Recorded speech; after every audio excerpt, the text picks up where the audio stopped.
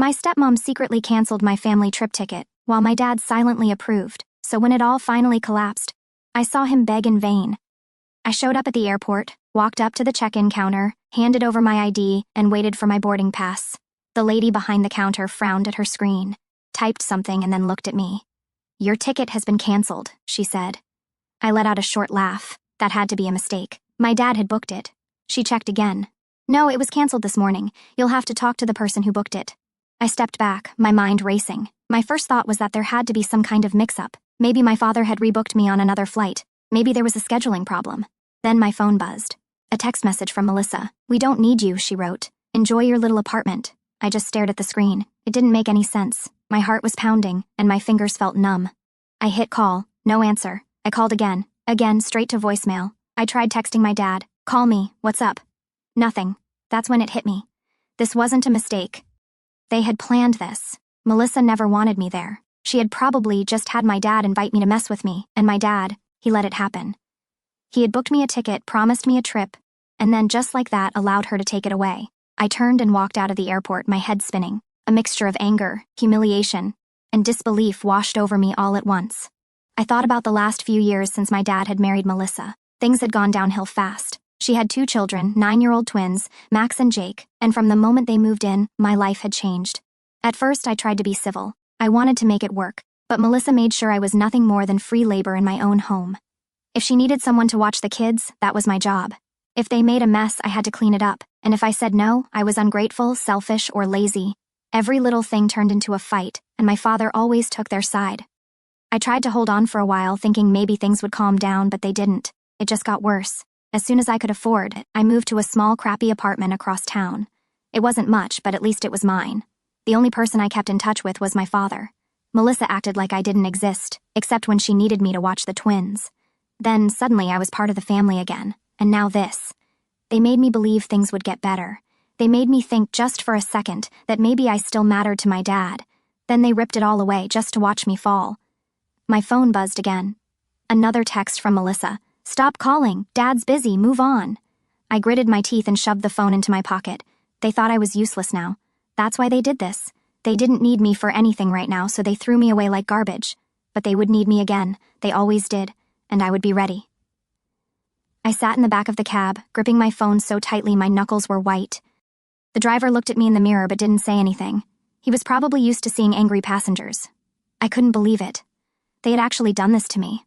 My dad had let this happen. I pulled up my phone again and stared at the latest message from Melissa. "We don't need you. Enjoy your little apartment." The words were burned into my brain. I wanted to call again to demand an explanation, but I knew I wouldn't get one. If my father had wanted to explain, he would have picked up the phone. Instead, he let her do it. I wasn't even worth talking to. The anger in my chest only grew. I thought about how many times I had helped them, how many times they had dumped Max and Jake on me, expecting me to drop everything. They always made it seem like I had no choice, like I owed them. But now, suddenly, I was nothing to them. I looked out the window, barely paying attention to where the cab was taking me. I had just enough money to get home, and the thought of walking into my tiny apartment, alone, broke, and betrayed, made me sick. I thought of all the times Melissa had used me, like when she and my dad wanted to go on a date and she called me, pretending to be nice. "Oh, Alan, we'd love for you to spend some time with your brothers." Brothers, that's what she called them, as if we were actually related. And if I said no, then I got the guilt trip. "Your dad works so hard for you and you can't even do this one thing for him?" Every time I gave in because I didn't want to be the bad guy, because I thought if I just went along with it, maybe things would get better. What a joke.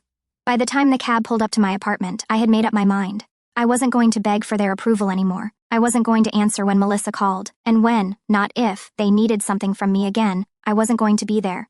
I slammed the door behind me and threw my bag on the couch. The room was silent except for the faint hum of my refrigerator. Then I smiled to myself. Melissa thought she had won. She thought she had finally shut me out for good. But I knew her.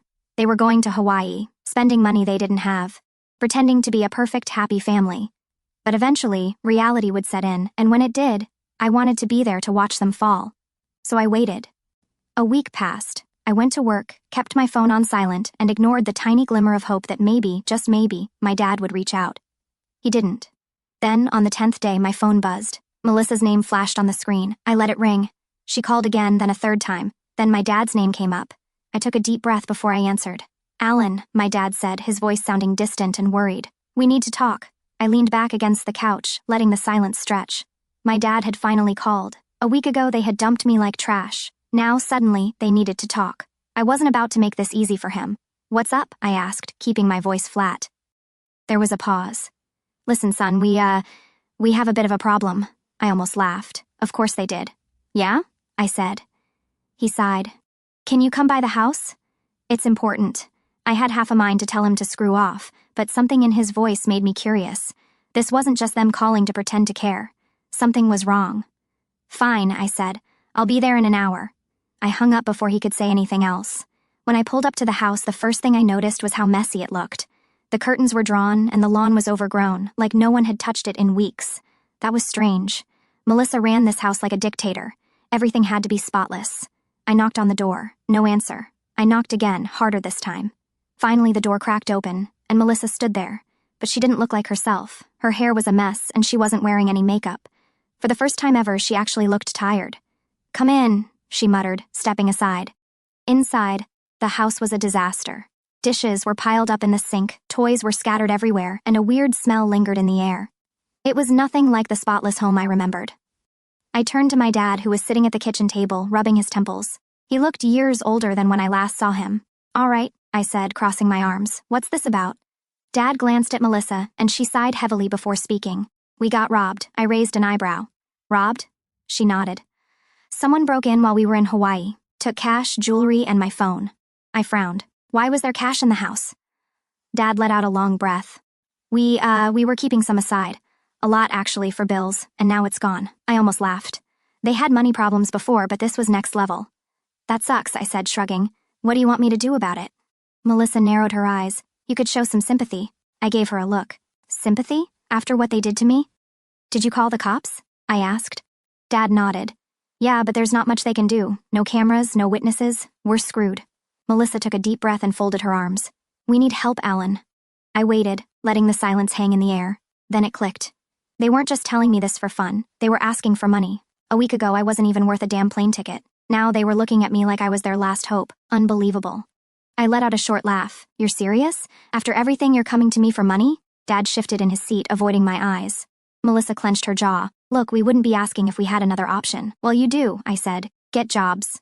Melissa's face turned red. "You little—" Dad put a hand on her arm, stopping her. "Alan, please, we're in a tough spot." I just stared at them. This was karma punching them right in the face. I could have left right then and there. I should have. But something in me wanted to see just how desperate they'd get.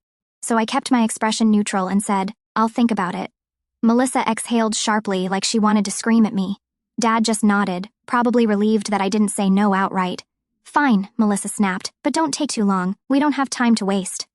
I smirked. Oh, this was going to be fun. I walked out of their house with a grin I couldn't hide. Melissa looked like she wanted to throw something at my head, and my dad, well, he was too tired to even argue. They were desperate, and I wasn't going to make this easy for them. I took my time thinking about it. A day passed, then another. I ignored their texts and let their calls go to voicemail. If they were struggling, good. Let them sweat. Then, on the third day, something unexpected happened. I got home from work late, grabbed some takeout on the way, and was just about to dig in when there was a knock at my door. I wasn't expecting anyone. I checked my phone. No missed calls. Another knock, louder. I sighed, got up, and opened the door. It was my dad, and he looked bad. His hair was a mess, his face was pale, and his clothes were wrinkled, like he hadn't slept in days. I'd never seen him like this before. "Can I come in?" he asked quietly. I stepped aside, still trying to process the fact that he was actually here. He walked in, glanced around my tiny apartment, and sat down on the couch. He didn't say anything at first, just rubbed his hands together like he was working up to something. "Dad, what's going on?" I finally asked. He let out a slow breath. "I lost my job. That caught me off guard." "You what?" He leaned forward, elbows on his knees. "Got back from Hawaii, went in the next day, and they let me go. Cutbacks." I blinked. "So wait, you came to me for money knowing you were already broke?" He didn't answer, which was answer enough. I let out a short laugh. "Wow. So you guys went to Hawaii knowing you couldn't afford it, and now you expect me to clean up the mess?" His face twisted. "Melissa didn't know." I frowned. "What?" He sighed. "I didn't tell her. I thought I could figure something out when we got back. But now, with the robbery and everything else, we're screwed." I sat back, letting that sink in. So not only was Melissa panicking about the robbery, but she didn't even know that my dad had lost his job. This just kept getting better and better. "So, what do you want from me?" I asked, crossing my arms. He hesitated. "Just a loan to keep things steady for a while, until I find something else." I tilted my head. And Melissa, she know you're here? He looked down. No, I stared at him, almost impressed. The same man who had let Melissa control everything was now sneaking behind her back to ask me for help, and he didn't even realize how pathetic that was. I let out a breath and stood up. Look, Dad, I don't have the money to bail you out. That was a lie. I did have some savings, but there was no way in hell I was giving him a cent. His shoulders slumped, and for the first time he actually looked ashamed. I get it, he said. I walked him to the door. Good luck, I said. He gave me a small nod, then left without another word. As soon as he was gone, I grabbed my phone and waited, because I knew one thing for sure, Melissa was going to find out. And when she did, it was going to be glorious. I barely had time to grab my morning coffee before my phone exploded with notifications. 10 missed calls, 3 voicemails, and an angry text from Melissa. You think you're smart, huh? You think you can play games with us? You have no idea what you've done. I smirked. Oh, this was going to be good. I took my time, made breakfast, and finally hit play on the first voicemail. At first, all I could hear was static and heavy breathing. Then Melissa's voice came through, shaking with anger. You think this is funny? Your father lied to me. I just found out he lost his damn job and now we have nothing. Nothing, Alan. And you knew, didn't you? You let me beg you for money while you sat there laughing. I actually laughed out loud. That was better than I expected. I played the second voicemail. You're a selfish little bastard. After all we did for you. I skipped the rest. Then the third voicemail. This time it was my dad. His voice was quiet, tired. Alan, I don't know what to say. Melissa is angry. She left. I froze. What? I played the message back to make sure I heard it right. Melissa left. That wasn't part of the plan. I expected her to yell at me, threaten me, maybe even show up at my door with more demands. But leaving? I never thought she'd actually leave. I called my dad back and he picked up right away. It's over, he said. What do you mean? I asked. He sighed, sounding like he hadn't slept all night. She packed a bag, took the twins, said she's staying with her sister. I don't know if she's coming back. I stared at the wall, trying to process. Melissa was gone. I wasn't sure how I should feel. On the one hand, it was exactly what she deserved. She had spent years making my life miserable, turning my dad against me, using me like a free babysitter. Now she had nothing. But on the other hand, this wasn't just a tantrum. She really left. What are you going to do? I asked. Dad took a slow, shaky breath. I don't know. For the first time in years, he sounded completely lost. No Melissa to boss him around, no twins to take care of, no family under his roof. Just him, alone in that big, messy house. And me. I didn't feel sorry for him, not even a little. That was the mess he made, and now he was finally going to live in it. Over the next few days, I expected Melissa to call again. Maybe to yell, maybe to demand that I fix what I started, maybe to gloat that she and my dad were back together and I was still the villain in her story. But she didn't. Instead, my dad kept calling. I ignored the first few, but eventually curiosity got the better of me. When I finally answered, he sounded different. Not angry, not desperate, just empty. Hey, Alan, he said, his voice hollow. Can we talk? I hesitated but sighed. Yeah, sure. He asked me to meet him at a diner near my place. That was weird. He never came to my side of town. When I got there, he was already sitting in a booth, stirring a cup of coffee, staring at nothing. He looked exhausted, like he had aged 10 years in a week. I slid into the seat across from him. All right, what's up? He lifted both hands to his face, pressing his palms against his eyes as if trying to block out reality itself, then released a breath so heavy it seemed to carry the weight of everything that had collapsed around him. Melissa's not coming back. I felt one eyebrow arch upward almost involuntarily. What do you mean? The words came out more curious than I'd intended. She's done, he said flatly, his voice devoid of the usual defensiveness I'd grown accustomed to over the years. I talked to her last night, and she said she's moving out for good. She's taking the kids, too. His eyes stayed fixed on the coffee cup between his hands, unable or unwilling to meet mine. I blinked hard, trying to absorb what I'd just heard. Melissa actually left him. It wasn't a threat, wasn't a power play to get what she wanted. I mean, I knew they were a mess. That much had been obvious for weeks now. I knew she was angry, furious even, when she found out about the job and the money he'd been hiding from her. But somewhere in the back of my mind, I figured she'd come crawling back once the reality set in, once she realized she couldn't support herself and those 2 kids on her own. She always found a way to manipulate situations to her advantage. But no, she was really gone, packed up and left, and for the first time in years, maybe ever, my dad had no one standing beside him, no one running interference, no one telling him what to think or how to feel. I watched him for a long moment, studying the way his shoulders sagged, the way his entire body seemed to fold in on itself. He wasn't the same man who used to blindly defend her at every turn, who'd take her side without even hearing mine. That man had vanished somewhere between Hawaii and here. This person sitting across from me looked completely lost, adrift in a life he no longer recognized. So I said, carefully choosing each word, "What do you want from me?" He gave a small, sad smile that didn't reach his eyes. Nothing. The word hung in the air between us. I didn't believe him. Not for a second. Come on, Dad. Every time you call, you want something. It was a pattern I'd learned to recognize over the years. The apologetic tone, the vulnerable act, always leading up to an ask. But he shook his head slowly, deliberately. Not this time. And something about the way he said it made me wonder if, just maybe, he was actually telling the truth. He looked down at his coffee as if he didn't know how to say what he was thinking. Then he sighed. I screwed up, Alan. I didn't say anything. I let her control everything, he admitted. I let her push you out of the family, and I just let it happen. He looked up at me, guilt written all over his face, and now I don't have a family anymore. I swallowed, taken completely by surprise. My dad wasn't the type to admit things. He never owned up to anything. He always found a way to pass the buck. But now, he actually said it. He knew he screwed up. I should have been satisfied. That was what I wanted, right? For him to realize how much he hurt me. But instead, I just felt strange. You made your choice, I finally said. You let them treat me like garbage for years, Dad. I tried. I really did. But you always supported her. He nodded slowly, as if he already knew what I was going to say. I know, and I'm sorry. I sat back and stared at him. The man who had always chosen her over me, the man who had let me walk away without a second thought, was now here, alone, apologizing. I didn't know what to do. I expected a fight. I expected him to argue, to beg, to apologize.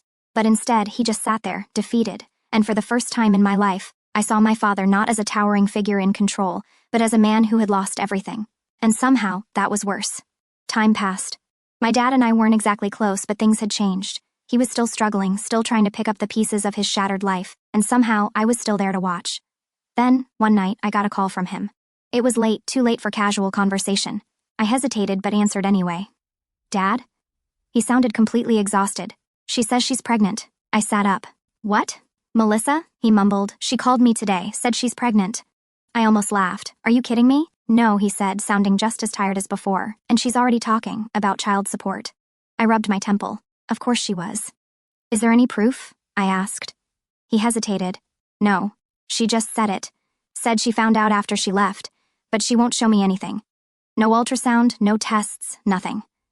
I sat back. This was classic Melissa. She must have realized she wasn't going to get a dime out of him, so she pulled out her last desperate card. You know she's lying, right? I said. He let out a shaky breath. I don't know anymore, Alan. That took me by surprise.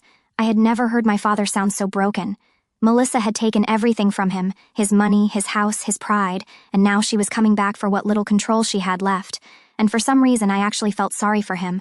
After everything he'd done to me, after years of putting her before me, I still couldn't ignore him. Because no matter what, he was still my father, and he was finally seeing her for who she really was. I let out a long sigh. All right, I said. We'll figure this out. He was silent for a second, then he said, we. I didn't answer right away, because I wasn't sure why I was saying it. But yes, we. Maybe I was stupid. Maybe I was soft. Maybe I just wasn't ready to see him get crushed again. All I knew was that, for the first time in a long time, my dad actually needed me, and this time I wasn't going to walk away.